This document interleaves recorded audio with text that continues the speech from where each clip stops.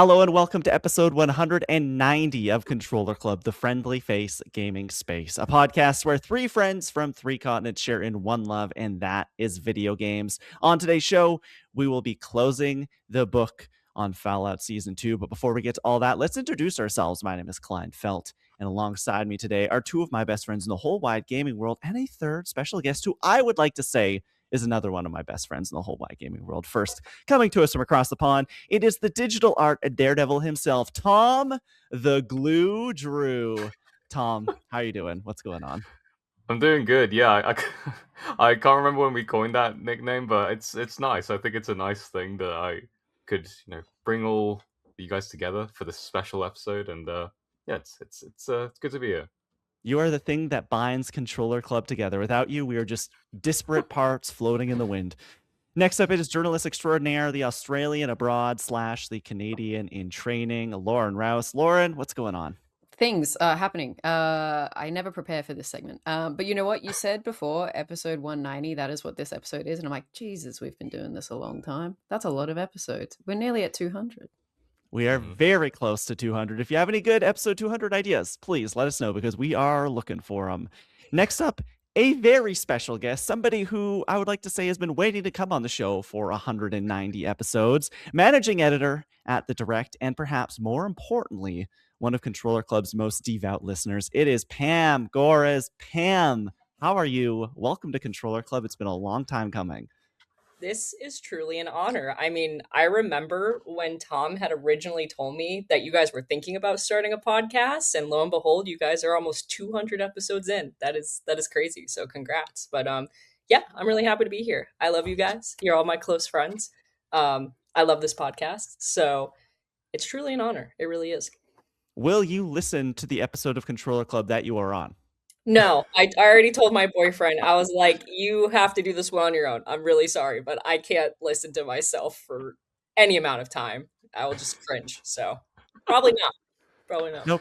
Pam, even though we here on the show, Lauren, Tom, and I know you quite well, listeners at home, viewers on YouTube may not know you. So I'm going to ask you the question we ask all of our special guests when they come on for the very first time. What is a game to get to know Pam Gores? What is the one title that you want to shout out today that kind of you can introduce yourselves to the audience through? Yeah, so this actually came pretty easy to me, and I was almost going to say Kingdom Hearts as a franchise, but then I'm going to hone it down to Kingdom Hearts 2 specifically. That is the game the most prominent, at least, Kingdom Hearts game I grew up with. I feel like it was the first game I beat, so to say. Like I played through the whole, or at least RPG, let's say, like the first RPG I beat growing up. Um, Kingdom Hearts has just been a huge staple in my life growing. I've played every game to some. I haven't played beat all the games, but I've definitely have touched every game. It's also a franchise that my boyfriend and I bond over. Like we talked about Kingdom Hearts on like our first date. And it's kind of fun to you find someone who knows the lore and the intricacies as well as you do, because Kingdom Hearts gets really wacky the further in you go. So it's been nice to have someone who gets that, and we can just ask ourselves what is going on constantly. And now we're just waiting. We're just waiting for Kingdom Hearts 4. There hasn't been a new Kingdom Hearts game since we've been together, which is pretty rough. But we'll get it someday. So yeah, Kingdom Hearts 2 would be my game to get to know me. We're not doing a full-fledged news segment here on the show, but I will shout out a very, very well-known Kingdom Hearts insider over the last week or so has said Kingdom Hearts 4 late 2027 and a Kingdom Hearts 1 remake early 2027. So I'd look forward to going back into that world, playing through 1 again. I've only ever played Kingdom Hearts 1 and the card battler game that was on GB. Yes, Chain of Memories. I have the full collection, but like the next thing that I would have to do is like a 2.5-hour movie of cutscenes before I get into 2. And so that's like the only thing that's held me back. So I would like to play 2 because everyone says 2 is the best, and I loved Kingdom Hearts 1. And you know what? Shout out to you for actually beating Kingdom Hearts 2 when you were quite young, because playing through 1, like that game's no joke. Like no, it's those hard. games get hard. Yeah. I never beat it. I never beat 1.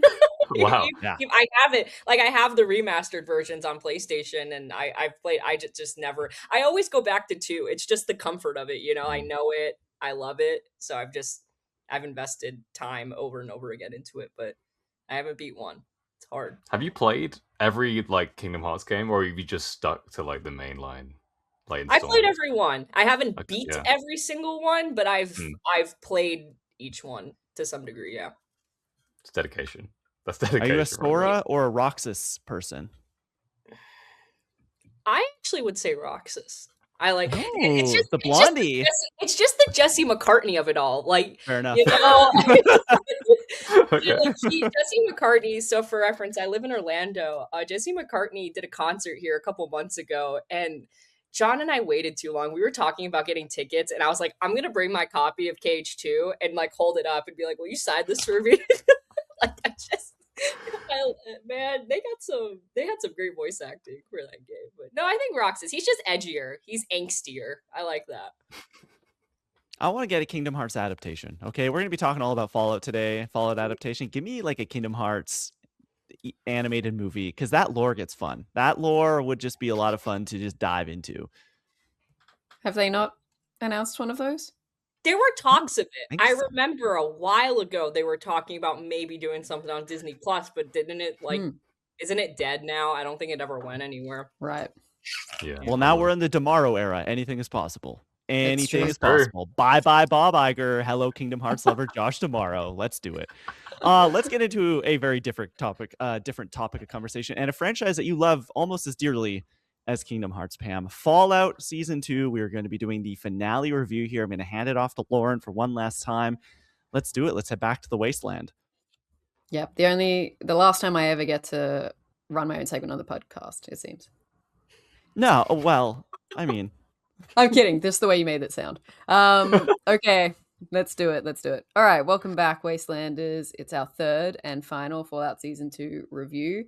The bets have been placed, the chips are down, and the house always wins. So, if you missed our episode 1 to 6 reviews, scroll back through the timeline, go back on YouTube. We have eps 1 to 4 in one episode and eps 5 to 6 in another. And now we're doing episodes 7 and 8, which includes the Fallout Season 2 finale. But first things first, we've got our special guest, Pam, here. And Pam, half the reason that we invited you on this time is because we know that you're a big Fallout fan. So tell us your history with Fallout the games and what you're thinking of the show and this season so far. Yeah, so I didn't grow up with Fallout. I knew of it, but it was my boyfriend actually who got me into it these past couple years. He grew up with it, and it was actually specifically New Vegas was the first game he had me start playing through because he knows I love to make chaotic decisions in video games, and he's like, "Well, you're gonna love this." He's like, "You could get the cannibalism perk almost right away and just go wild." So I played through New Vegas and then I played through Fallout 3. And if you know those games at all, they are very, very similar, like pretty much the same infrastructure. So, yeah, you can be pretty much just as wacky as you want. New Vegas, I would say a little more so because you're dealing with all the factions and everything, and you can get kind of different endings based on who you side with. But yeah, so I've played through 3 in New Vegas. I really should need to play through 4, and now that they've announced it for the Switch, I was thinking about it, but then I saw the price tag and I was like, I don't know. I don't know. Maybe I'll just stick a disc in my PS5 and go that way instead. But in terms of the show, I watched season 1 when it came out, and I've kept up to date with season 2. And in general, I really like the show. I mean, it's stood out amongst other video game adaptations, obviously, but I think at the end of the day, it has that Fallout charm in one way or another, and that's what keeps people coming back. At least someone like me who's a fan of the games. It's like you see the love that the people behind the show have for that franchise, and they're putting those little quirks in there that us fans are going to be like, aha.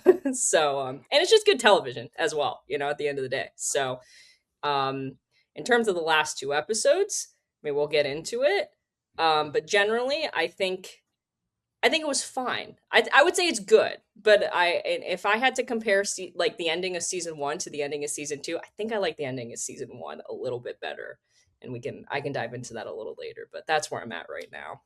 Okay, great. Well, it's good that I think you're gonna give us a unique perspective being someone who's very knowledgeable about the game. So I'm excited to get into that with you. But Klein and Tom, how are you guys feeling about these final 2 episodes? Do you think that they landed the plane this season?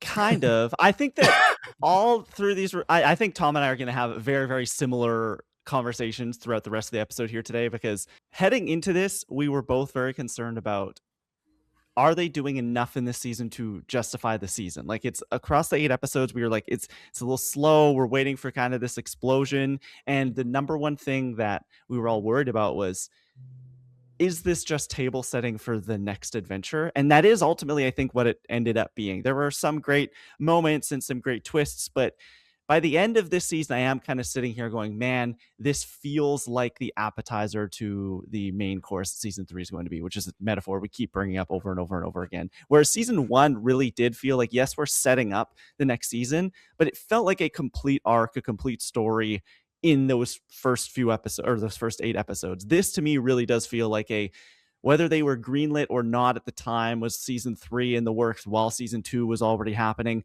It really does feel like this and season 3 are going to be a pair of stories that are one overarching thing. And so I am leaving a little unsatisfied there, but I am so excited. They have so many interesting players on the board coming out of season 2 that I am really looking forward to season 3. I am just as excited for season 3 as I was heading into season 2. I'm just not maybe as satisfied with the adventure we've had over the last 8 episodes as I was coming out of season 1. Yeah. I think I'm feeling similar in terms of like I really like these episodes actually. I think these were some of the strongest of the season. In terms of like some of the moments we got. Like, a lot of the reveals, I was pretty like I didn't see some of them coming. We'll get into those. So I found that pretty exciting. But I think I saw someone describe this as it felt like a mid-season finale rather than a season finale. I think that's like kind of the perfect way to describe it, is that yeah, like Clive was talking about, is a lot of table setting. There's some arcs that are like half wrapped up, but there's still a lot of kind of lingering threads. And it does feel like it's kind of yeah, like prepping us for what is to come in season 3, especially with some of the storylines which like yeah have come kind of weaved in and out of these episodes and kind of been dropped and then picked back up.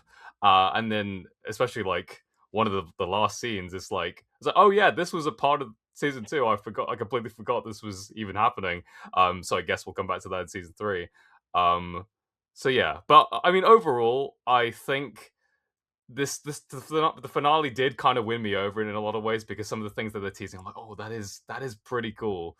I just hope that season 3 does deliver on this thing, and like judging by the quality of, because all of it is still really good. And judging from that, I do think season 3 will be great. Yeah, I just hope that yeah we can get there and it'll be a lot of fun. Yeah, I think I also have similar thoughts. That's why we all get along, is because we're on the same page. But yeah, I think I was thinking about it, and it's like, it feels like, in season 1 they were like, we don't know what this is going to be, we don't know if it's going to be successful, and then they like obviously had a huge reception, and it then felt like, okay, we probably have at least 2 seasons in us. I don't know whether Amazon gave them the heads up, but I think they knew that they had a hit on their hands and could stretch out the story a little bit more. And that's kind of been almost to the detriment of season 2. But also, I want to caveat and be like, nothing in the show I think was bad. I was having a good time every week. I just sort of feel like they introduced a lot of things that haven't paid off yet, which is why I think you're right, Clan. It is going to feel like 2 halves of the one whole in some ways, and we're getting into a big overarching mystery versus like a season long mystery. So I think that sort of adds a little bit to the dissatisfaction of this season. But at the same time, it's like, I'll make another parallel at the end of the show, but I think they did everything that they did need to do to have a good season. It just didn't feel like it was a complete season. But let's get into some of the specifics. So, like, as we've done in all the other episodes, we can talk about the storylines in episode 7 and 8, like as a whole, and talk about where they end up. But we had an interesting start to episode 7 in that we got a little bit more insight into Steph as a character. She is the like one-eyed overseer in Vault 32, 33. I can't remember which one she's in. And we saw like a flashback to Canada and what's going on there pre-war. She's fleeing across the border with her mom, and is kind of in her storyline this season. We get to see that she's in the present timeline she's up to some shady stuff. Like Woody's glasses have appeared in their apartment, garbage disposal. She and Chet are getting married. We still don't 100% know why, but of course Chet objects to the wedding and sort of incites this revolution in the vault against her because they don't trust her. And I want to know what you guys think about, firstly, like seeing a bit of the pre-war Canada stuff, and then also like how this wrapped up Steph's storyline. Pam, let's hear your thoughts first. Yeah, so it's interesting. I didn't really know much about the history of Canada in the Fallout franchise until I heard you guys talking about it. And then I had the pleasure of editing an article from Klein on the direct.com about it. So I learned that way. So thank you guys. But yeah, I was kind of wondering, like, this whole time up until episode 7, like, where were we going with Stephanie? There's got to be something going on. And I do like that we did get more of her backstory. Um, I think in general, and this is going to kind of tie into just thoughts of the finale as well. I just wanted more. I think that's going to be honestly my thoughts for a lot of these storylines, is that I needed a little bit more, because it still feels like we're missing half of the why. I like her as a character. I think she plays that sinister vibe off very well. But I'm left wondering, just, why? Just why? I don't know. It's hard for me to articulate anything else. But in terms of the, like, the Canada flashback and whatnot, um I assume this ties into the beginning of season 2, when Lucy and the Ghoul found that one vault that had the brainwashing going on. I'm like, is there some sort of alliance that, right? Because it was like, aren't we getting kind of hints that she's what was that vault at the beginning of the season all about with the brain? Was it the With the communists? yeah? And I'm wondering if she's gonna have some sort of tie into that, almost because of where we're kind of seeing Yeah. her allegiances going. But Yeah. That's I don't possible. know. I don't know. Yeah. No, I could see that happening. Like, I think that I didn't even put that together, but I think that Yeah, could me be an neither. interesting way of, like, yeah, she, like, Steph as a character seems to me like she will do like, the ends justify the means. She'll do anything she can. She's like a survivor. She'll just persevere, and it's demonstrating this flashback, like the way she, like, crosses the border and like does all these things to get what she wants. And another thing that she does in episode 8 to get what she wants. So that could be like, yeah, maybe she stumbles upon that technology and is like, okay, we're gonna use this to brainwash a bunch of Americans, and they can become Canadians, and that's how the Canadian takeover happens. Potentially, I think that'd be kind of cool. But yeah, this flashback reminded me a little bit of another post-apocalyptic show, The Last of Us. Kind of like when they had those, like, Indonesia, like, flashbacks. I Oh guess yeah. it's just cool to see another part of, like, the world and how that's dealt with, like, the kind of ramifications of this nuclear fallout that's happened. So I really, like, appreciate that. But similar to Pam, I'm like, I am left wondering, like, I just want a little bit more of what's going on. And I'm sure they're going to come back to this and flesh it out a bit more and explain fully what Steph is kind of up to. But yeah, that's kind of where I'm at. My only worry with Steph and that whole storyline is, like, I think I agree with you guys. I think it's really cool to explore Canada, and we've heard a lot about what happened there in the Fallout universe, but we've never actually seen any of it. But I am getting a little worried with some of these storylines that maybe there is too much going on, and not every character needs to tie back to the pre-war time. And I think Mm. that, like, her specifically, that feels very tacked on. Like, it feels like that character had really none of these signs before, and then we get all of this backstory. And it is, I don't want to compare it to this, but it is almost feeling like Star Wars prequels kind of stuff, where it's like it makes the universe feel very small. It makes it feel very like, Mm. oh, Mm. everything can be explained within these, I don't know, 20 or 30 people, and every major event happened and they're all connected to.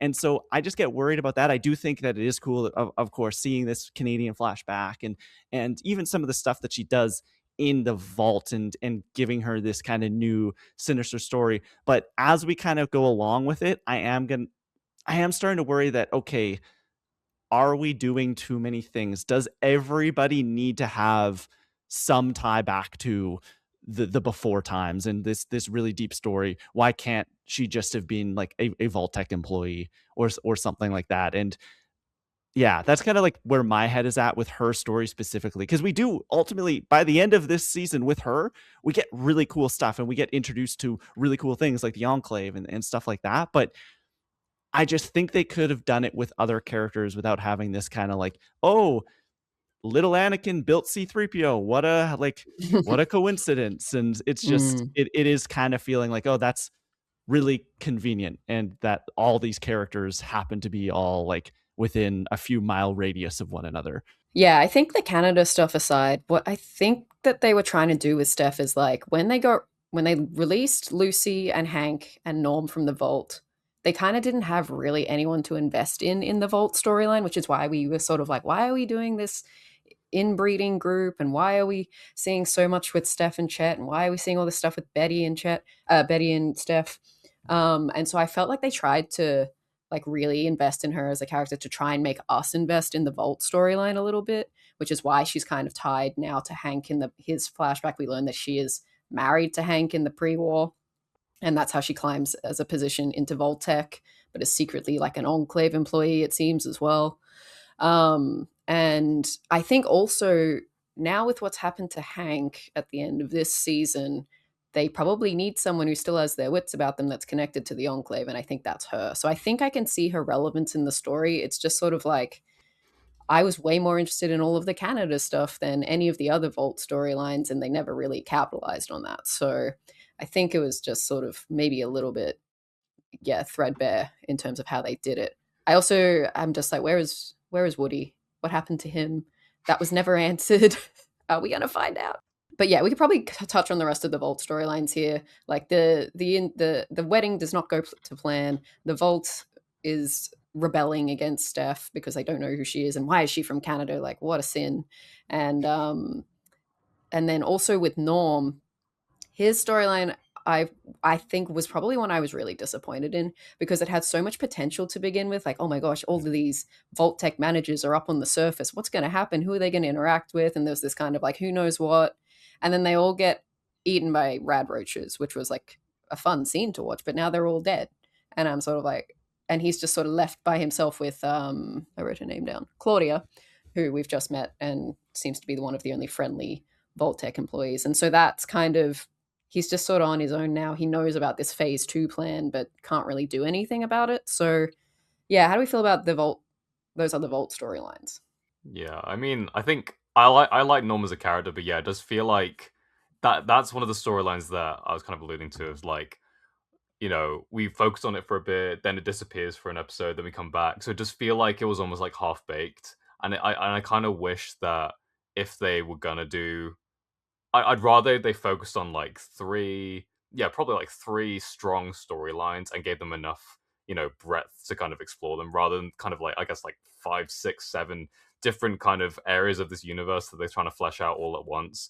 And that just leads to, because of, the nature of modern television only allowing you like X amount of episodes now, there's only so much you can really do. So, yeah, it did feel like a bit of a shame. There's like, oh yeah, all these vault dwellers they're just dead now, which realistically is what would happen anyway. But I did like the idea of like, basically like 10, 20 Lucy's now on the loose and like kind of unfamiliar with this new world that they find themselves in, and what that could what could ensue from that.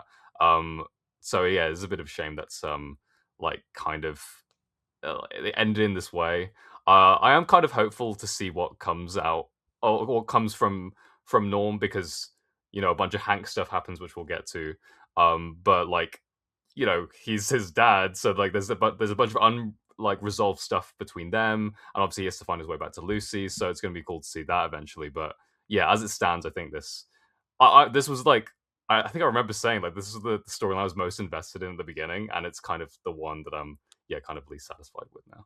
It feels like something that could have been held for a season 3, but then they would have had Norm doing nothing for all of season 2, and so they had to have him bring out these managers and FEV and learn all this information, learn all this context for the audience sitting at home watching, so that when we do get to season 3, those big revelations can start to happen.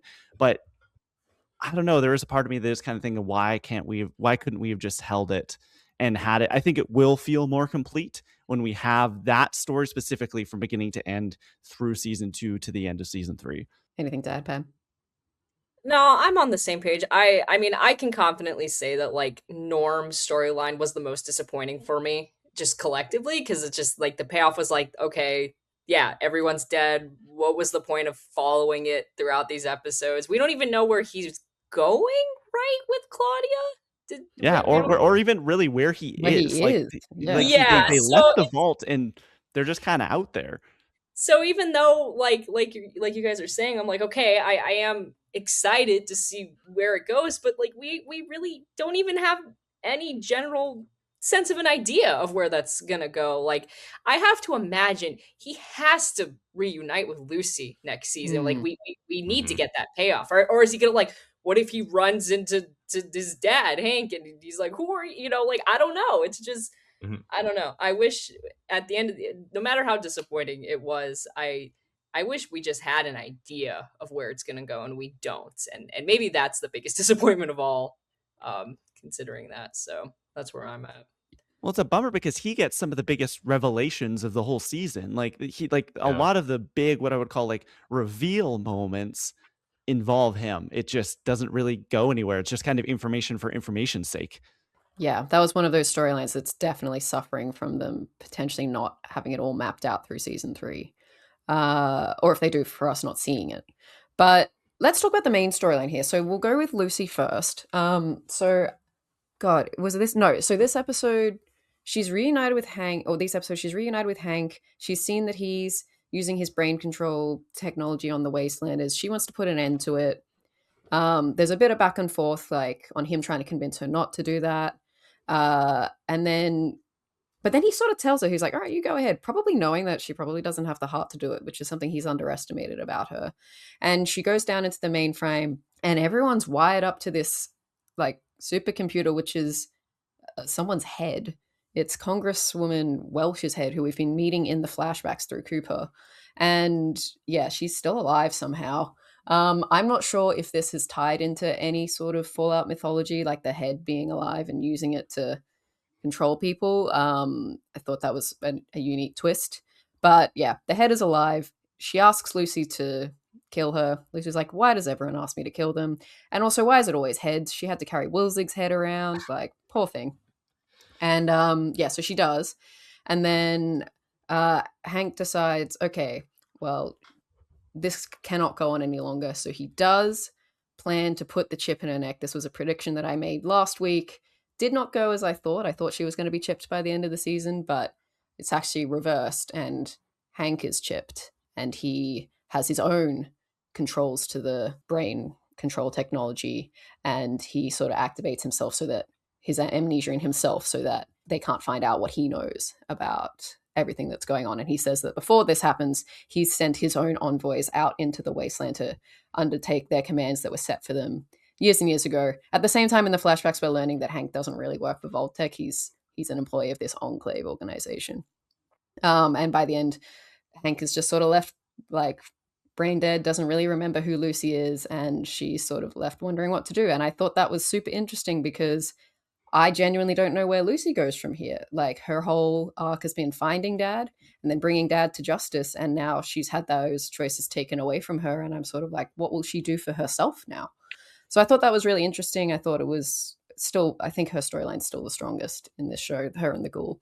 But yeah, Pam, can you speak to anything about all the mind control stuff, or anything about that? So, as far as I know, having played through New Vegas and hearing more about it, like from my partner, it's not a thing in the games. Really, the closest I would say we have to, it doesn't even have to do with mind control, but like in New Vegas, the game, like House is keeping his like corpse in a sense like animated to some capacity underneath the Lucky 38.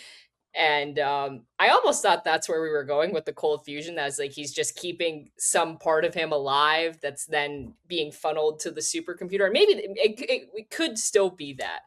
But yeah, in terms of the mind control and the chips, that's not a thing. Maybe I don't know. I don't know if it's maybe one of the vault experiments. I'd have to look. There's a lot of vaults, and I definitely don't know all of them off the top of my head. But with Well, he has that great line where he says the surface is the experiment. And I was like, that's yeah, very Mm. that sounds interesting. really interesting. And I was wondering if he was just saying that to mess with her almost and be like, you think you're the experiment? No, and I'm like, everything's an experiment, I guess, in the Fallout universe, if you really think about it. I came across a theory on Reddit like today or yesterday, and it almost makes me wonder if like what if Hank is like faking forgetting and is faking the amnesia to some because he has the button, right? So like what if it's just what if it didn't really do anything and he's just gonna act like he did forget everything and or what if he knows a way to verse it? I don't know. Like I feel like there Yeah. there could be something because otherwise is Hank like what purpose does he serve in the show Yeah, anymore? Like does he come back Mm, even in a season 3 if he's exactly. brain dead? yeah, Yeah. exactly. And I feel like he will come back, so he needs a purpose. And like I feel like he'll come back beyond flashbacks. I think he'll still be in flashbacks and I think we will still have flashbacks moving forward in this show. It's kind of a staple of the connective tissue of it all. But Lauren, I do agree with you with like I don't really know where Lucy goes now. Like what stake does she even have at this point in New Vegas with Caesar's Legion coming marching in and woohoo, we're gonna go to war with the NCR? Does she care? Why would she care? I don't know. Like I was kind of wondering about that. I'm like, shouldn't they just be like skipping town now and Yeah. going somewhere else? um And like also, I what's don't happened to all the employees that Hank had already mind controlled? Are they still under his control, or are they going back to themselves, or yeah. they're all just like, Mm. yeah, like 30 kind of Vault Tech style Lucy people who are now in New Vegas? Like, did they become a new faction? Mm-hmm. Yeah. Yeah, I think we are left with a lot more questions than answers. For sure. For sure. Yeah. I think Lucy going forward, at least in the immediate like future, won't even have time to think about what's next for her because I have a feeling that like this next kind of chapter is going to be very like action heavy and very Things are conflict. happening to her rather than she has Exactly. something to She pursue. is now Yeah. embroiled in the middle of this civil war. I think that this civil war is ultimately going to result in them looking for Ghoul, who we haven't even talked about yet, and then we're gonna move that story back towards him. And so right now, like I don't even know. I think her kind of main drive for now is kind of put on pause because she's kind of completed. She finished the quest, for lack of a better term, in Fallout, and now she's just kind of like wandering the wasteland. But I mean, there's as we see at the end of this whole thing, like her and Maximus are there, or not Maximus? Yeah, Maximus. Yeah. Aaron Moten. And like droves of kind of soldiers are marching towards her, and we see the blueprint at the very end. And like there's just like things are going to start happening around her as much as instead of kind of her being an actual drive towards something. Going back to Hank a bit quickly, I do wonder if there's like in terms of like if he comes back or not. I wonder if like maybe the device is like on a timer or something, and he's only like out of it for X amount of time, and then that allows him to come back.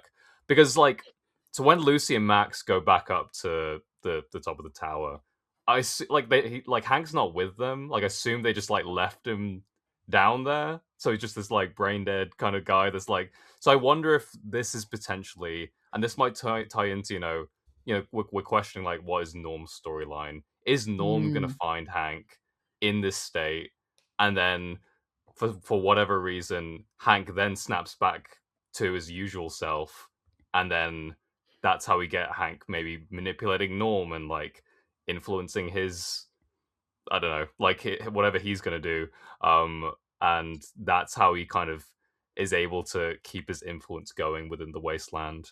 I wonder if there's something to that because yeah, like you guys are saying, he's definitely like Carl McLaughlin's so good at being like a hateable villain that like there's we have to see that again, surely. So I'm sure they're going to tie that back in somehow. Yeah, it would be a waste to get rid of him. That being said, I do think Hank is on the chopping block from now on. I think his death could be used at any point in time to become drama. So I think, although, I said I didn't know where Lucy was going, I can see two possibilities. And one is that she does try to reverse what's happened to Hank. I'm just not sure if she feels that loyal to him anymore after what he tried to do to her. So I maybe wouldn't buy that. But I reckon she's pretty invested in him saying, "Oh, I've sent people out in the wasteland. They don't even know what they're doing, but they're mine." And I feel like she might want to stop that from happening, knowing what sort of person he is. So that could be what she's up to next season, which maybe brings her back in contact with the Ghoul, because at this point, and we can talk about the Ghoul and Cooper Howard's storyline, like, they have no reason to be on the same path anymore. Like, they did not leave things on good terms, and I just don't, like, for them to get back to that place of, like, being buddies on a road trip, I don't think it's going to happen easily. So, yeah, I think there's a distinct shift now, and, like, they're going to be in one storyline, Ghoul will be separate in another. But, yeah, in these two episodes, Cooper Howard had a lot to do. We had him reawaken. Well, actually, firstly, he teamed up with Maximus and Thaddeus, who have fled the Brotherhood of Steel, and he traded the cold fusion diode for some old power armor to gear them up to go find Lucy in Freeside. And he went off on his own quest. He reawakened Mr. House in his digital form using the cold fusion, and then he basically coerced him into showing him this management vault where he thought his family was. And he finally opens it. It's got the names on the tanks, and no one's in there, but there is a hint of where Barb and Janie may be, which is in Colorado. And this sort of ties back to also what's going on in his flashback storyline, which is basically he and Barb have decided to do the right thing, hand over the cold fusion diode in the past to the president of the United States. That's clearly going to be the safest place that it could be. And then this actually ends up just getting Cooper arrested by the House of Un-American Activities or something like that. I had never heard of them. Which is a real thing, right?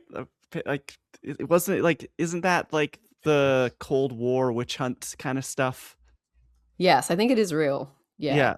Where Not they were something like, they made up. they were arresting lots of like Hollywood actors. I only turn to Pam because she's the only American, but like they arrested I like have no idea. Hollywood actors and basically anyone who was like maybe a communist could be, or the government wants people to think could be a communist. Right. I believe it. There's a page on this website I just found, wikipedia.org, and this is a thing apparently. So that's I had no idea that was real. Yeah, so that's cool. Yeah, so lots of big things for the Ghoul. Where do we want to start? Anyone can take it away. I would like to start at the end, because I think this is very interesting that we kind of, as much as we've been saying season 2 feels like a setup for season 3, we saw the end of a lot of 2-story seasons at this point. Like, Lucy reunites with her father. He finds the family, which was always the goal, or he doesn't find the family. He finds where he thinks the family would be. And then we get this postcard and we send him kind of to Colorado. And I'm just heading into season 3.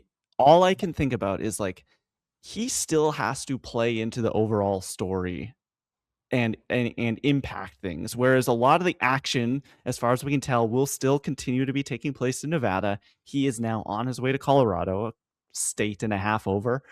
And so I'm just like, what can this possibly mean for him and for how he interacts with the rest of the cast and what's going on with the family? Like, I think that the fact that they are now out of cryo is just a fascinating question to ponder, because it could have happened 2 weeks ago. It could have happened 150 years ago. We have no idea. These people could be dead. They could be, his wife could be like very, very old when he finds her. She could look like she did the last time he saw her. And I think that just his story now is like what I am most interested in.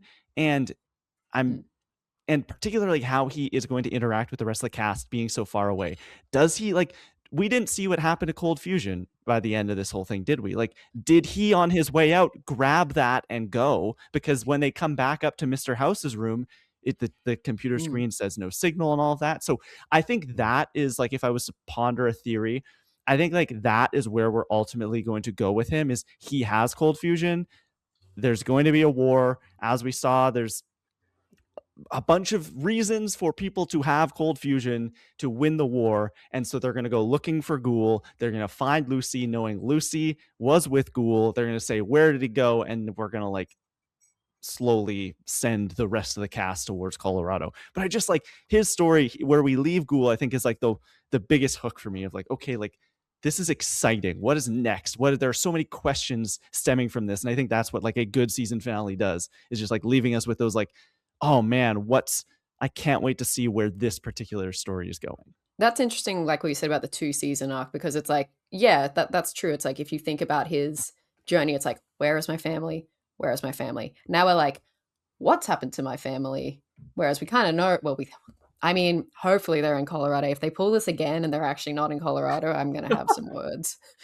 But yeah, I think they might be Tom- dead. Like, if I were to pick of those different cryo theories that are out there of like, did they leave the vault, whatever, a month ago? Did they leave it? I think that when he finds them, they will be like, just like skeletons. that's so grim. I know. I think they're either going to be dead, or this is going to be used to have like a really emotional moment, and he's got to put one or both of them down. Like, something's happened. They're feral. They're mutants. They got mutated. Like, you know what I mean? Like, we could also get a super emotional beat. Like, okay, he's been on this whole journey, and it's led to this unfortunate circumstance. I just think you have to send Ghoul back to like where we thought we were going with this, of this like found family with Lucy and that sort of thing. I think you need to drive him back towards that, and to do that, you kill the family he thinks he's looking for. Potentially. I mean, there's a lot of ways that could go with it. I do think we are gonna get at least one of them, either Barb or Janie, that's alive still, whether they're like a Ghoul or not, or a super mutant or whatever. I think there will be that sort of. I think you need that a bit in terms of like making that comparable to like what's happening in the past of the flashbacks. And again, like similar to what Lauren was saying, like it would be kind of a lame bait and switch for him to go all the way to Colorado, shift the whole show over there. We're all invested in going over there, and again, it's like, oh, they just died. Like that would kind of, I think that would kind of be another case of being like, yeah, quite dissatisfying.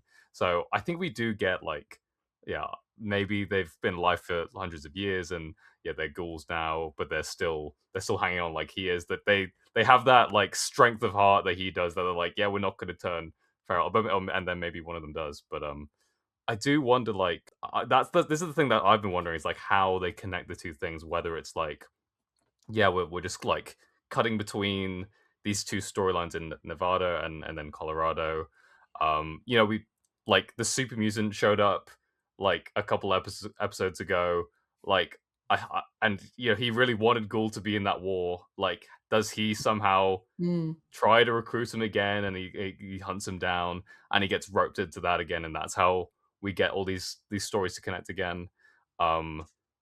It does, like, I'm very excited because it's always exciting to see like a new location in this franchise, but also like at the same time I'm worried that like similar to this season where it's like so many splintered storylines that like, and they ultimately all do come together, but I wonder by fracturing it that much, like how it impacts the show ultimately. I could see a possibility where Lauren had mentioned how Hank said he sent his guys out to go scope the scene, so to say, and maybe they're on the path to Colorado, so that's kind of how we get Lucy and Maximus in that area as well, to some degree. Maybe if we got to merge these storylines somehow. Maybe there's a crazy vault in Colorado, and maybe that's where Barb and Jamie are, and there's something going on. There's a lot of like fun stuff. We've never been to Colorado in the games, but if you read up, there's a lot of fun Fallout lore in Colorado. Like there's like this faction of, they basically love dogs, and they like go to war with all of their dogs. And then it's also, Colorado was like, I mean, in a similar way to like the real world, Colorado was a like booming tech hub before everything kind of fell in the Fallout world. So like there's a lot of like robotics experimentations and that sort of thing happening before the bombs drop. So who knows? We could find all sorts of fun things in Colorado if that is where the show's going. They're gonna be robots, Barb and Janie. They're gonna be Oh. robots. Maybe, and they need cold fusion to come back to life. Yeah. I mean, my theory is probably the obvious one. I think the Enclave's in Colorado. Like, I think that's where they're hanging Sure. out, because Oh yeah. I found a thing which, yeah, I don't know if it means anything, but there was this video that Prime released 2 years ago in preparation for Fallout's launch. It was just like an hour of a newscaster reading, like Fallout-y style news, like set in the world. And at some point, he's like, makes an offhand comment about like, oh, you know, you'll be fine if you're the president and have like a bunker in Colorado to hide out in. I was like, oh, is that where the president went? Because we meet the US president in these last two Mhm. episodes. He's clearly embroiled with the Enclave. So I wonder if that's what happened. Like, clearly the president's wrapped up in Cooper Howard's story somehow, because that's how he got arrested. So I just wonder if that's, we're finally seeing, like, Klein, you kind of mentioned it where it was like a few weeks ago, where it was like season 2 is sort of about House and New Vegas, and you think season 3 is going to be like, that's the Enclave time. We've kind of been setting it up, and now we can fully dive into that season 3. But I think that's what he's going to find. I mean, the Enclave facility that we get, like we see Steph, right, send that video or the like audio message. That's Rocky Mountain, like, Yeah. locale 100%. They're surrounded by green pine trees. There's mountains everywhere. Like that could be Colorado very easily. It's a good theory. Yeah, I like that a lot. I also I like that you brought up the president, Lauren, because from the second I saw that they cast Clancy Brown as the president, I'm like, oh, he's got to come back. You don't cast Clancy Brown for like one scene. That's So Mr. Krabs. that's Mr. Krabs. So no, I definitely, now that you say it, I'm like, oh yeah, he's frozen up over there for sure, for sure. Yeah, I think it's pretty clear that the Enclave has some cryo capabilities as well. But let's just talk about Maximus's storyline at the end here, because this whole season's all about New Vegas, and we kind of, in my opinion, didn't really scratch the surface on it that much, which is why I think we're going to stay there a little bit longer. But we have, in the lead up to all of this, Maximus trying to find Lucy, and to do that, he wears the power armor to beat the death claws that are surrounding like Vegas. And we get these great power armor versus death claw fight scenes. That's kind of the big action of this finale, is those fights. It was great. It was satisfying. At the same time, we see a bit of Freeside and the people there who are taking bets on whether Maximus is going to live or not. And we have kind of all the factions converging. We have the New California Republic coming in as a Hail Mary. We also find out what went on with Caesar's Legion from like 5 episodes ago. Like, they're still battling apparently, and Macaulay Culkin's character finally picks up the note to find out who the next Caesar is, and it's like, actually, the Legion dies with me. And Macaulay Culkin's like, nah, I think it's going to be me. And so he becomes the leader of Caesar's Legion and starts to march on Vegas. So we have all these factions converging. This war is blooming. We have Maximus and Lucy reunited. We have Thaddeus, who is turning into something that's definitely not a ghoul. Anyone want to pick up anything and run with it? Well, just quickly, I want to shout out a line from Thaddeus when his arm falls off, and he just says, like, I just seem to be having quite a bit of a medical episode right here. And I don't know, the phrasing of that is just so funny to me. So yeah, I think there is something in the Fallout universe that he is turning into. Like, I don't know what the name of that is, but it's like is it Chimera? Or Centaur, yeah, that's it. So I think that'll be fun to explore. But yeah, it's a bit of a shame that we didn't get more New Vegas in the New Vegas season. And like you're saying, Lauren, I do think we're going to hang around here for a bit longer in season 3, because it does feel like a shame that we spent like almost half of season 2 basically getting to New Vegas, and then we don't really get to explore it that much. But the stuff that we do get, like you're saying, like the stuff with Maximus fighting the Death Claws, I thought was like awesome. It really satisfied like the kind of the setup with him at the start of the season. And I just loved seeing all of that and him in the power armor, that sort of stuff. If I could, this is a little bit off track, but on the train of wish we saw more of New Vegas in the New Vegas season. I've talked a lot about this with John, and you know, the approach they took to this season in terms of, so it's set after the game, but it's not really honoring like a specific ending. And I think that's kind of inevitably takes some of the charm away, because really the crux of New Vegas, in my opinion, is all these factions you have. And now here in the show, you know, the kings are all ghouls and now they're dead because Lucy wiped them out. The NCR and Caesar's Legion are pretty prominent and true to who they are. The cons were in episode 1, right, at Novak, and that's about all we saw of them. And then there's literally so many other factions we haven't even seen. The Boomers, which are a bunch of old people out on an airfield, and they're just they have like a field of bombs to stop people from getting in. There's kind of like a Doctor-esque faction called, I just pulled up a list. What are they called? Followers of the Apocalypse, that we also didn't see in the show. And in terms of like New Vegas as a location, man, like there's I see it in the background, like the Ultra Lux is a hotel on the strip, and it's spoiler, it's they're cannibals. And we don't even get to dive into that because New Vegas as a location is just I dead because the Death Claws took it over. So it's kind of devoid of life. There's even in the game, there's a vault in New Vegas itself on the strip that's kind of been turned into like a museum of a vault in Vault Tech that's kind of fun to walk through. So that's a slight tangent, but you know, even if we stick around New Vegas moving forward, which I think we will and I hope we do, um I want to see more, if it's possible, just life in it. Like maybe there are people hiding out in some of the hotels still, you know, I don't know. Or even just Freeside, like Freeside, you know, let's see that, because I assume people in Freeside probably were people that were on the strip and they had to flee and now they're just hanging out in the outskirts. But in terms of Maximus, I kind of wanted I wanted more of that storyline in him. And I guess I felt maybe it was a bit front loaded. And then once we get to the end of him battling it out, it's just that's what it is. He's battling it out. I really actually wanted more of a development with him and Lucy specifically. And okay, they're reunited at the end, and that's great. But I don't know. I kind of just wanted to see them. They really didn't get a chance at all to interact or build on the friendship slash relationship they have. So I think obviously we're gonna get that in season 3 because they are together now and they're gonna be moving forward one way or another, probably together. I don't know why they would split up at this point. But you know, yeah, I did want more from Maximus, and it is very cool that he got all that action in the power armor. Um, but just looking forward to see what they do with him now. And yeah, how is he going to deal with Thaddeus once he does turn into a centaur? Is that going to be a little of a bit of a moral compass moment for him? You know, who knows? He can keep as a pet. I mean, Maybe. you know, Pet! you can train him. Oh Yeah, you my can train him. gosh. Why not?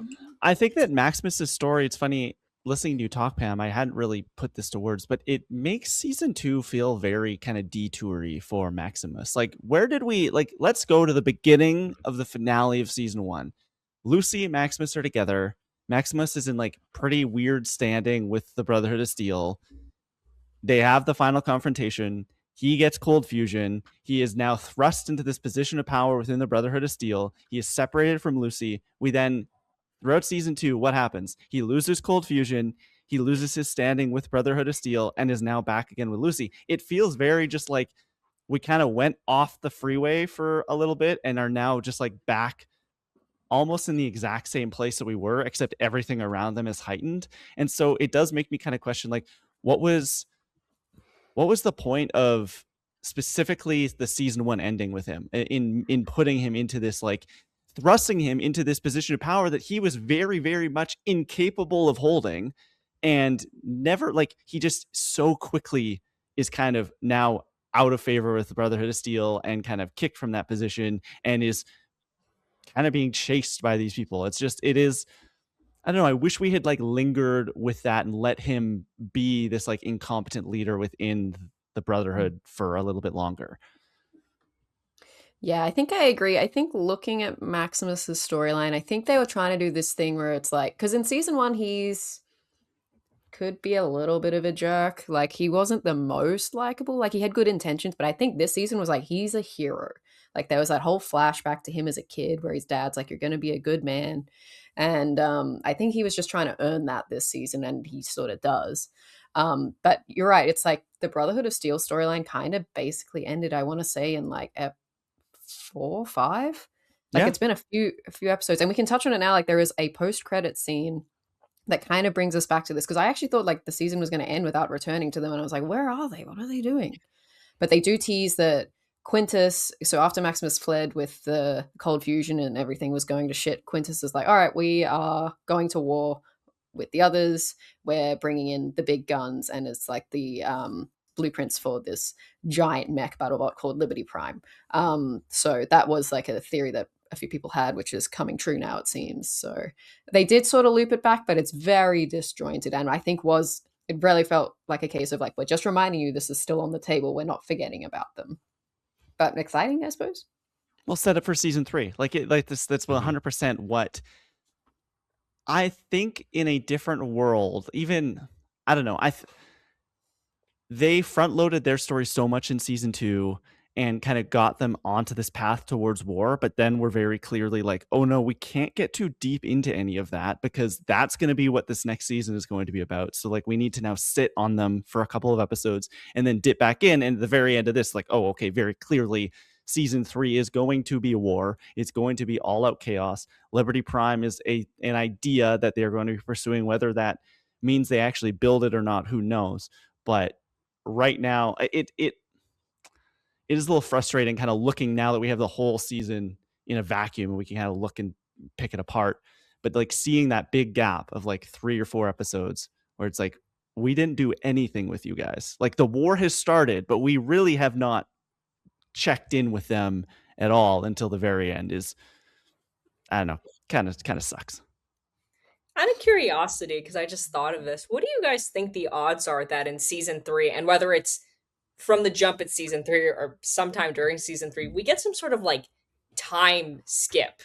Because, like, I think it would be crazy to have this Liberty Prime tease and it doesn't get built. So it almost makes me wonder, are we going to like skip ahead a couple months? Because, like, they can't, I assume it's not built. Like, they're bringing out the blueprint because, like, that thing traditionally gets destroyed in the games if I'm not wrong. So it's like, okay, we gotta do this again. So it's not like they're going to be able to do that over a course. Like, how many days does season 2 take? What is the duration? So I don't know. I wonder if they're gonna maybe do a couple months time skip, and then they had time to build Liberty Prime, and here it is in the season 3 finale or whatever. Because otherwise, I mean, why? The big thing though with Liberty Prime is that like, so there was one for a long time and the government built it, and then they were like, we can't do anything with this because we don't have an energy source powerful enough to actually like make it go. And then the bombs fell, and so that's why it was never deployed during the like a war in Alaska and stuff like that. And then it fell into the hands of one of the factions on the, is it the Brotherhood? The Brotherhood and the Enclave. On the East Coast, yes. And they brought it to life. It was destroyed, and then its body was shipped to Boston, where Fallout Season 4 is. And as far as we know, that's kind of where it was. So I don't know. The thing is, with introducing Liberty Prime on the West Coast now, does it mean that they were going to build their own? Does it mean that this one that they've kind of been like moving around is going to get somehow brought there? Yeah. And if you do it, as I said, like this thing needs so much power. That's why I think Cold Fusion is going to come back again. And that's how we're going to get, I think Ghoul has to have it. And I think that's bringing Ghoul back into it because they're going to build this thing and go, well, we need Cold Fusion. Who has Cold Fusion? As far as they know, Maximus has Cold Fusion. They're going to look at Maximus and they go, he's going to say, I don't have it. I sold it to Ghoul. Okay, that means now we have to go after Ghoul. Yeah. There you go. Yeah, that seems logical. But I do like your idea, Pam, about the time skip, because how long is it going to take Ghoul to get to Colorado? Like, we kind of want to start there, I assume. So having a small jump would make sense. And then we can sort of see if they are planning to build one or if they're planning to ship it over or unearth it or something like that.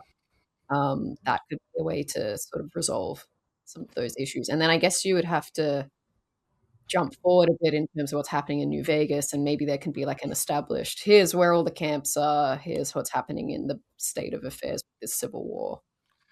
Yeah, well, that was my only question. Is like the ending of the show with Max and Lucy is like setting up like all these factions like invading New Vegas now, and it would almost be a shame to not see like Mm. some of that, because they do like end on that tease.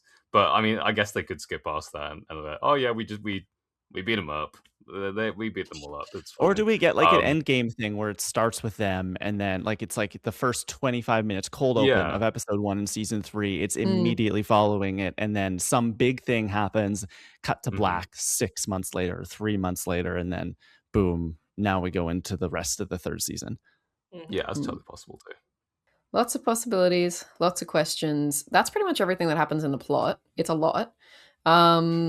But I want to ask you guys, I think we've kind of got a sentiment, but are we happy with Fallout Season 2? Like, are we... I don't think we're... I think we're not satisfied, but overall, do we still think it was a good season?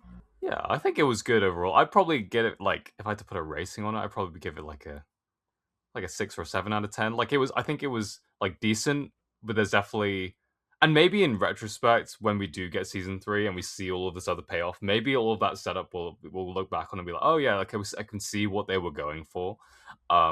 So I think like I don't think this season was as strong as season 1. I don't think the finale was as strong as season 1 per se. But I do, even with some of this dissatisfaction, I do get the similar feeling that I did get at the end of season 1, where it's like, okay, like they are laying a lot of groundwork in terms of like, and the stuff that they are laying the groundwork for is really exciting, and I do want to see where it goes from here. So I'm leaving definitely more positive than negative, which I think is overall like a good thing. But yeah, I just wish there are just some things I wish they had handled a little bit differently. Yeah, I mean, for me, I liked it. As much as we're talking about, I wish I had this and I wish I had that. Like, I did like this season, and as I said before, it is a love letter to the game. And as someone who loves the game, I appreciate that. I mean, we got Fisto. For anybody who knows New Vegas out there and plays that game, that was a huge win. But no, I think the crux of the season for me in terms of why I just want more. It's like, there's just too many whys still, and I think season 1 did a good job of, there were teasers, but we had gotten some answers, and now it's just like, I wonder, were seasons 2 and 3 planned out a little more closely rather than seasons 1 and 2, so to say. Um, I don't know.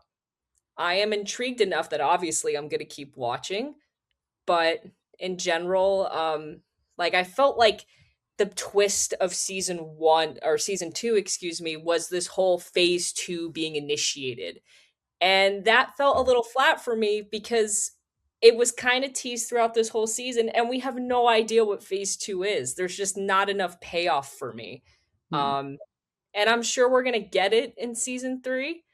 I believe, I have to imagine we're gonna get season 3 late next year, question mark, because they're gonna start filming, is it this spring, this summer? Yeah, I So, think so. we're not gonna be waiting like extremely long, I hope.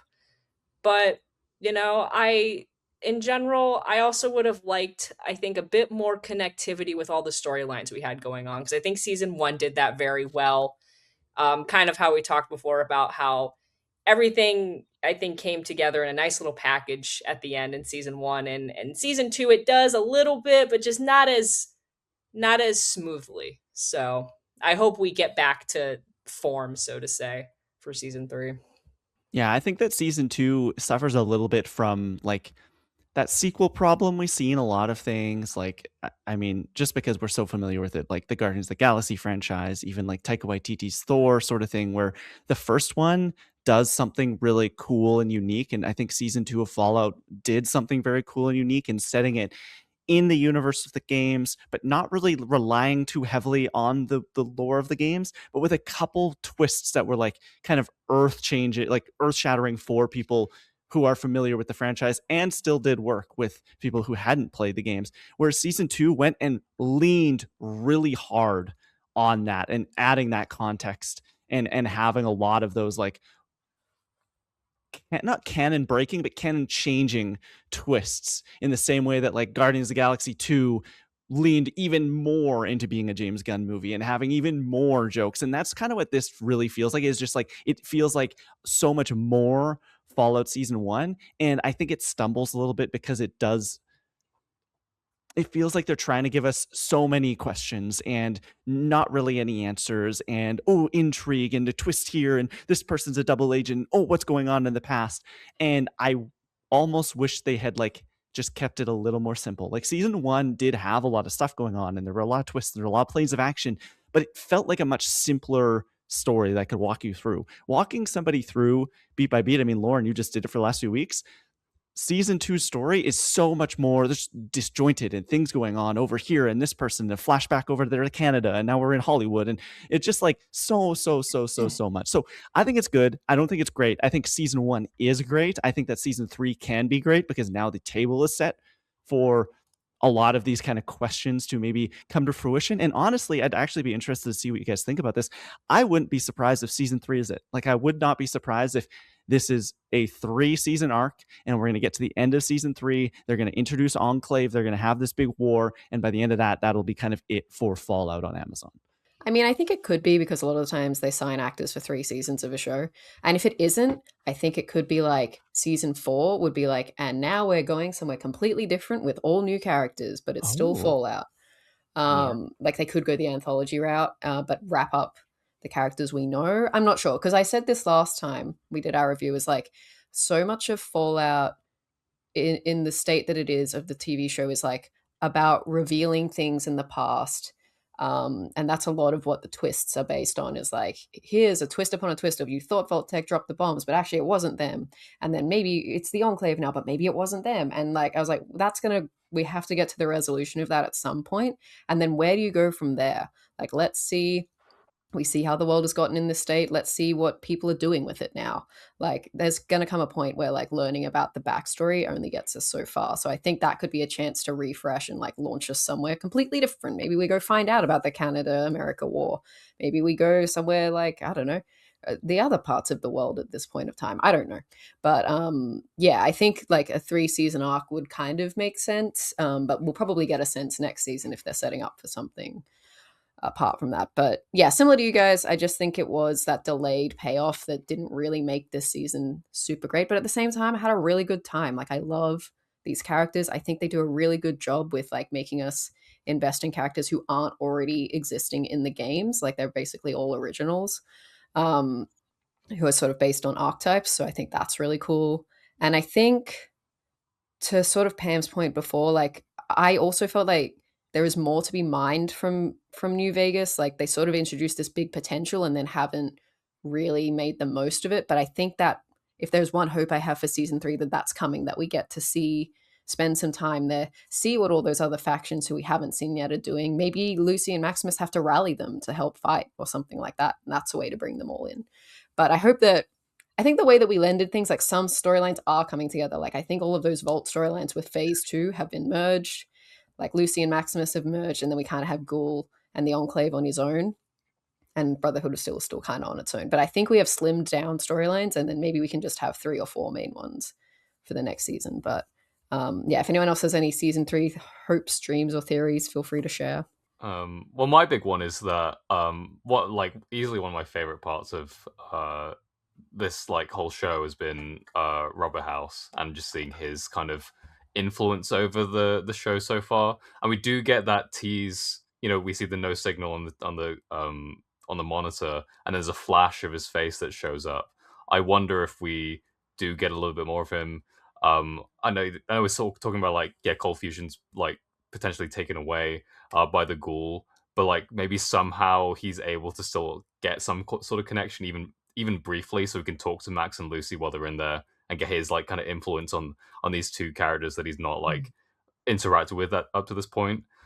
So I'd love to see him return. I think he's like such an electric part of this show, and it'd be a shame to like not keep him around. I wonder, and this might sound crazy, but we kind of have this now. We have the Liberty Prime on the board, big towering kaiju-sized robot. We have the FEV, which the bounds of FEV is kind of, we don't really know. It can turn you into a super mutant. It can turn you. They just can rewrite your DNA to be whatever. I think we will in season 3 get some level of like kaiju-sized mutant thing fighting a giant robot. Like if you go Pacific Rim with this, I swear to God. I think that's like, I don't know. I think that you have these two these two things, these two very, very useful innovations of war on the table, potentially coming from like warring factions. Like we don't really know at this time in the Fallout timeline how the Enclave and the Brotherhood of Steel are feeling about one another, but typically the Enclave, if you're not Enclave, they don't like you. And so FEV, Enclave, big giant mutant thing, giant robot. Maybe Yeah. Thaddeus gets turned into a centaur and then gets the FEV on him somehow, and that turns him into an even bigger centaur, and we get a giant Thaddeus fighting Liberty Prime. Nice. Maybe that's how they do it. Ah, that's it. Yeah. I think if anything, though, we're gonna get more super mutants because we've only just Mhm. gotten barely the surface of it this season. So they definitely need to come back. I think they will definitely come back and play a bigger role. And who knows, maybe they'll tap into some some unforeseen things we don't know yet, in that corner of the universe regarding them in terms of Klein's theory about we're gonna get some big battle. Well, I thought leading Yeah. into this finale, I talked about it plenty of times on the show, but there was so much kind of jockeying and so much like tipping of the hand toward like, oh, we're gonna get answers to things that fans of the games have wondered for a long time, like the origins of Death Claws, super mutants, FEV, that sort of thing. Season 3, you have to, because there was way too many teases in season 2 for that not to be where we're going. And I think that as this war breaks out, it's going to be kind of a nice symmetry of like, okay, this war is breaking out, and now let's answer all these questions about these kind of like the Death Claw and the super mutant, all these things that were kind of like pre-war innovations of war that kind of went awry. And then when the bombs dropped, we're kind of just like, in some cases let free, in some cases continued upon, in other cases like continued to just like go very poorly. And I think that's going to be really interesting being a game of fan, because that was the thing this season that I didn't get in the first season that I was most excited about, in that they kept kind of teasing these like, oh, like we're going to get a look at Canada. We're going to see the Battle of Anchorage. We're going to see these things that game fans have had questions about forever. And we didn't really ever get answers, but it was cool to have them at least like kind of like tip of the hat towards those. And then season 3, yeah, I think you have to like crack the book open, and it's going to be hard, and you're going to have to sit down with people at the lore keepers at Bethesda or whoever, but you are going to have to make choices that are going to affect the Fallout canon like forever now. Yeah, we're entering an interesting space where it's like Fallout 5 could potentially be shaped by whatever's going on in the TV show, which is very interesting. But that's it for this season, Fallout Season 2. Thanks to everyone who's been following our reviews. We'll be back whenever Season 3 comes out, probably 2027. Now, before we get out of here, we're going to get into what we've been playing. I have not been playing anything, but I noticed on the topic of Fallout, I have a copy of Fallout New Vegas on PCs, on like one of the Amazon. And I think after finishing this, I want to jump into that world. I want more. Not going to wait for the rumored remaster. Oh, yeah, okay. Whenever that happens. Yeah, I mean, it wasn't revealed in the Switch 2 Direct that we had this week, so it's probably going to be, a little while yet. But yeah, what have we been playing? Pam, you're the guest on here. You have a lot written down. NickToons Dice of Destiny, The World Ends With You, Donkey Kong Bonanza. Where do you want to start? Yeah, I haven't been dedicating a ton of time to one game. It's just been kind of bouncing around, but I did buy Nicktoons and the Dice of Destiny on sale, and it's a game mill game, so that comes with its own reputation. But as someone who grew up with the Nicktoons games, like Battle for Volcano Island, the original one, Globs of Doom, I was just excited to see all my favorite characters together again. I'm a huge Danny Phantom fan in particular, so just excited to see that guy wherever. And it's fully voice acted, by the way. I'd like to note that. I did not know that, but it's fully voice acted. And obviously not all of the original voice actors. Like we don't have like Katara's voice actress back by any means, but I feel like Danny's voice actor, I believe, is back. The Fairly Odd Parents. I want to say SpongeBob's characters are also in there. So it's kind of a good just turn your mind off and press A to win sort of game, and I'm having fun with it. And otherwise, I've also been dipping into The World Ends with You on Switch. That is another very, in my opinion, famous Square Enix franchise. Played through the original one on the DS when I was younger, and then those characters show up in the Kingdom Hearts franchise, and then They do? yes, Dream Drop Really? Distance. Yes. Wow. Oh wow, They I didn't sure know that. do. That's So crazy. yeah, they it's not just Final Fantasy that's crossed over with Kingdom Hearts. It's The World Ends with You as well. So ever since I got my hands on a Switch 2 last year, I was like, oh, I'm finally gonna get the not remaster, but the Switch edition of The World Ends with You and start playing through that again. And that's been fun because I mean Square Enix, like they know how to do an RPG, man. So it's really fun. Highly recommend. Highly They do a recommend. lot of those. Yep. There was a like I've never played The World Ends with You, but I have vivid memories of Nintendo Power write-ups, ads, magazine ads for The World Ends with You. And as like a 9-year-old, 8-year-old, there was nothing cooler than the aesthetic of those characters and seeing them on the page. I was like, this guy's got headphones and big shoes and leather jacket with way too many buckles. I'm into this. Like, this is awesome. Oh yeah, no, they look great. The soundtrack, especially, oh my god! Like I used to listen to it all the time on YouTube and whatnot, and it's on Spotify now, thank God. But it's good. And then otherwise, very quickly, I listened to y'all's podcast episode on Donkey Kong Bonanza over the holidays, and it convinced me to at least try the demo. And now I want to buy it, but I hate paying a lot of money for video games, and that's why I haven't gone past the demo.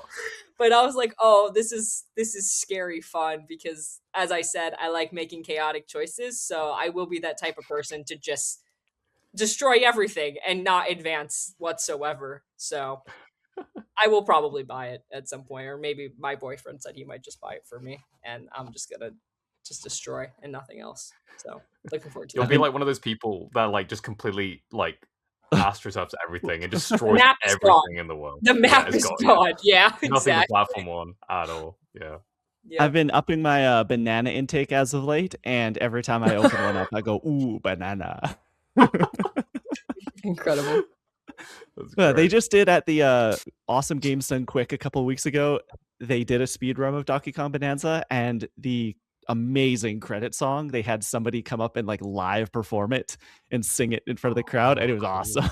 I was like tearing up. I was like, I love Donkey Kong. Tom, you've got something fun written down here. You've been not really playing, but you've headed out into the real world. Pokemon in the Natural History Museum. What's going on there? Yeah, so bit of a weird collab, but yeah, Pokemon teamed up with the Natural History Museum here in London, and I got the chance to go. I managed to book like a slot. It was a bit of an ordeal to get a slot for this thing. Pokemon really needs to work on their booking systems, but I managed to get in, and it was a free booking, and it was basically just like this kind of collaboration where they had this pop-up shop, and then a little bit of like a sort of an exhibition. I'll get to that, but it was pretty cool. Like they had like you walk in and they have these like diagrams with a bunch of Pokemon on them and like little Pokedex facts underneath them, and it's really like beautiful artwork and that sort of thing.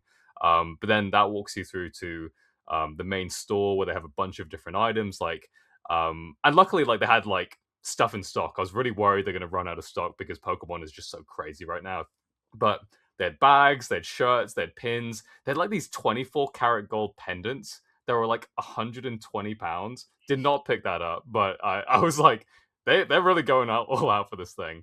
But I did buy some stuff. I managed to get this cool promo card that they were handing out. So that was cool. They also were handing out these like booklets. Like they had these small booklets that says like the ecology of Pokemon, and it's this excerpt from this larger book that they're releasing at some point. But it's got a bunch of Pokemon facts and like Pokemon diagrams and stuff, and it's just really really cute. But the one thing I did want to talk about with this, and people could chime in the comments and talk about whether I'm crazy or not.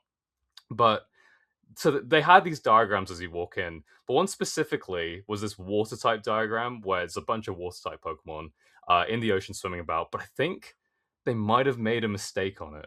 So for context, there's a Pokemon called Finizen who was released like pretty recently. It's like a dolphin type Pokemon, and there's another one called Wishy Washy, which is a small white fish.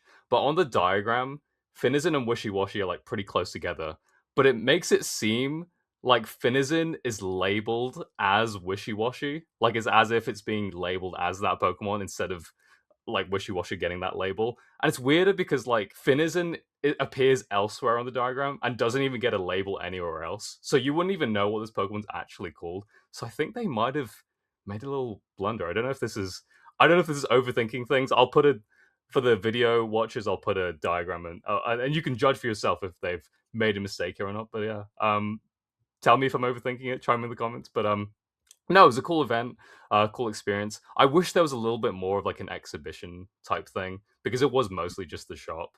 They had like this cool 3D model type thing too, which was like a diorama of Pokemon. So would have liked a bit more of that, but overall, pretty cool.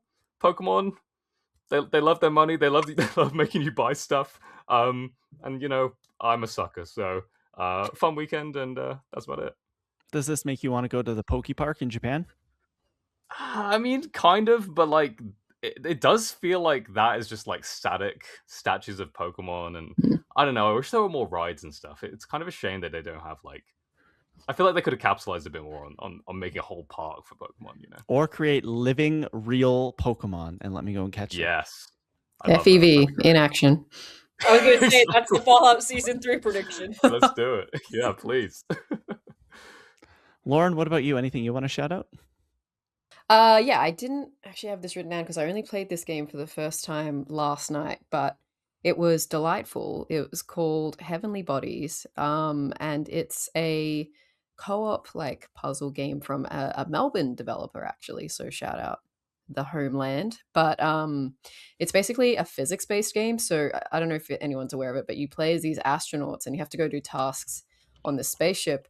But your controls are basically to move one arm or another arm and grab things and tuck your legs, and you have to use like propulsion to move around the space as like applying by the laws of gravity basically.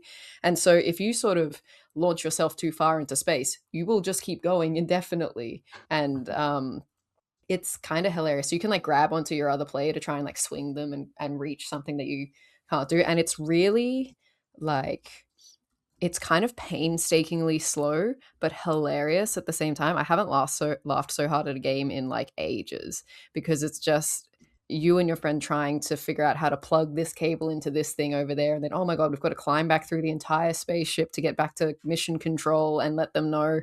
And it's hilarious. I think I remember this game kind of being talked about when it came out and it being a big deal, but I'm only just discovering it now. And yeah, very fun if you're looking for a new sort of couch co-op kind of game, but you've got to get along because otherwise you'll probably want to kill each other.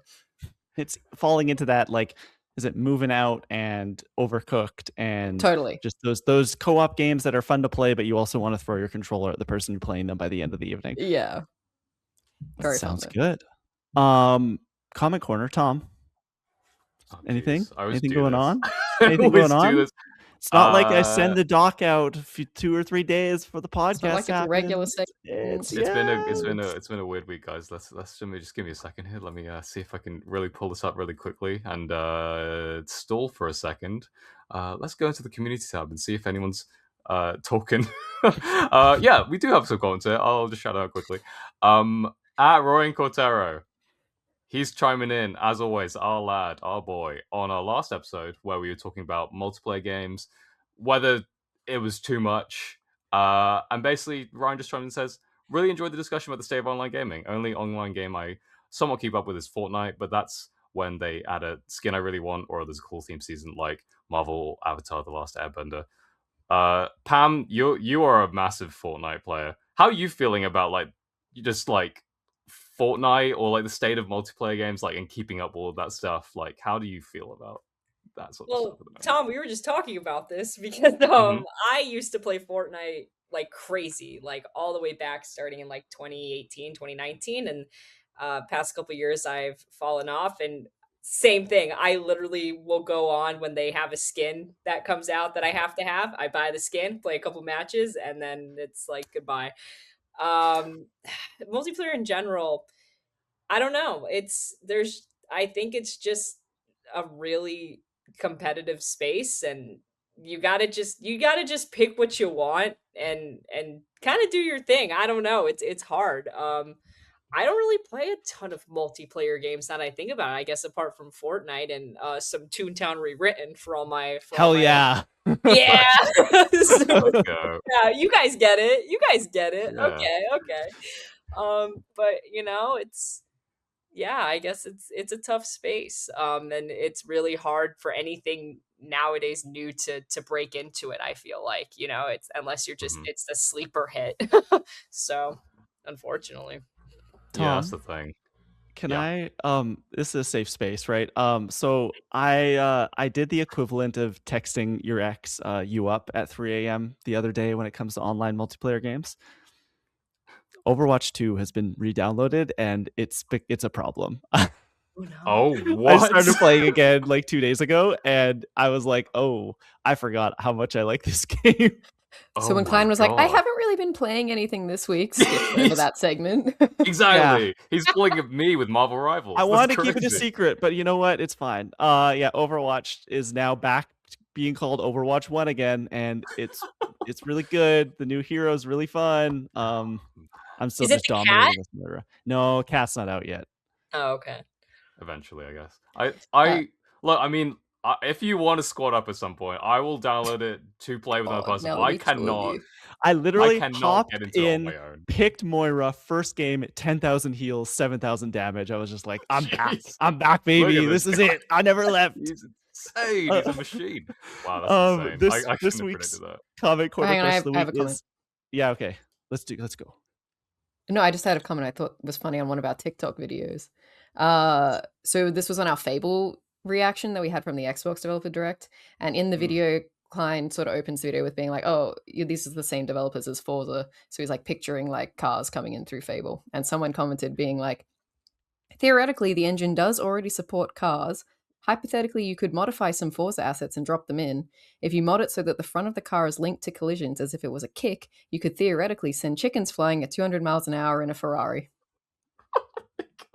I And like it's that making train dreams of come thought. true. That sounds I like Let's that. make it happen. I Let's wanna make see it that, happen, please. please. Playground Games, let me drive around in a Honda Civic in the world of Fable. This week's comment corner question of the week is: what is your take on Fallout Season 2? You can let us know over on social media. Follow the show at Controller Club Pod, Instagram, Blue Sky, at Controller_Club on Twitter, and at Controller.Club on TikTok. Also, if you are listening to our wonderful voices, you can come see our wonderful faces over on YouTube. We do a video version each and every week. Head on over there, ring the bell, comment, subscribe. It really helps us out. And rate and review us wherever you're listening to the podcast right now. 5 stars, 5 stars. Pam, have you rated and reviewed? Have you interacted in every way possible? I hope so. Oh no. That does not This sound is very the final convincing tier at was all. to be on the podcast. I've Oh, definitely rated. I have definitely rated, Okay. and I was at your live stream this week, if you recall. So, That's true. okay, I'm playing my More than part. most. You're putting in the work. Yeah. We appreciate it. We see you. Tom, where could people keep up with you online? What do you have going on in your life? Let them know. Yeah, you can find me at Tom Gerard, Instagram, Blue Sky, basically everywhere on the internet. Yeah, I haven't really posted much recently. I guess I could post some stuff from the Pokemon exhibit. I probably should do that. So if you want to see some pictures there, I'll put some pictures in the video version, but there'll also be some more potentially on social. So Tom Gerard, you'll find the stuff there. Realizing I said Tom, I meant Pam, and then you started talking. I was like, what did I say? Pam, where can people keep up with you and all the wonderful things that you're doing? I am at Pamela Gores, PamelaGores on Instagram and Twitter X. Do you guys call it Twitter or X? I haven't really paid mind of that. You guys, which train are you guys on right now? I used to call it Twitter for a long time, but now it just feel like it's morphed into Now this it's the bad other place. thing. Now it's The bad X place. to me, so it's Yeah, I am at Pam Gores on the bad place. I live in Orlando and go to concerts a lot, so I'm usually posting videos of concerts I go to, or music I like to listen to, and that's pretty much it. But feel free to give me a follow if you want. Lauren, where can people keep up with you? What do you have happening? Are you, I don't know, attending a convention or two over the next week or so? Perhaps. You can follow me at lrouse19 as Klein is teed up. We are heading to Fan Expo here in Vancouver very soon, covering it for the direct. So keep an eye on our socials. I'm sure we'll be sharing a lot of cool things. It's going to be very fun. You can keep up with me everywhere. I'm at the Kleinfelt, TheKleinFelt. That's going to wrap up this episode of Controller Club. As always, thank you so much for listening and watching. Now, let's get gaming.